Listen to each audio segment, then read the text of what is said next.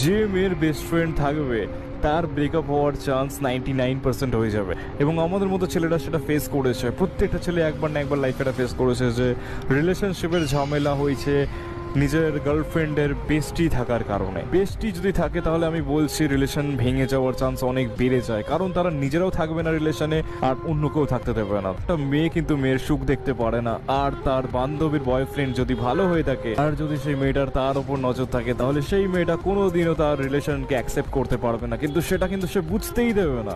আস্তে আস্তে সেই মেয়েটা নিজের বান্ধবীকে এত টক্সিক সাজেশনস দেবে যাতে সেই মেয়েটার ব্রেন ওয়াশ হয়ে ছেলেটার সাথে দুর্ব্যবহার করে, কারণ তারা সারাদিন তার বান্ধবীর মাথা খাবে আর সে চাইবে যাতে তার ব্রেকআপ হয়ে যায়। আর যদি তুমি খুবই লাকি হও, তোমার গার্লফ্রেন্ড যদি একটা পারফেক্ট নারী হয়ে থাকে, তাহলে সে তার নিজের বান্ধবীর কথা কানেই নেবে না, আর বরঞ্চ তোমাদের রিলেশনশিপ আরো গভীর হয়ে যাবে, আরো সব বেস্টি ফেস্টিকে তার লাইফ থেকে সরিয়ে দেবে। এসব বন্ধু টন্ধু ভাই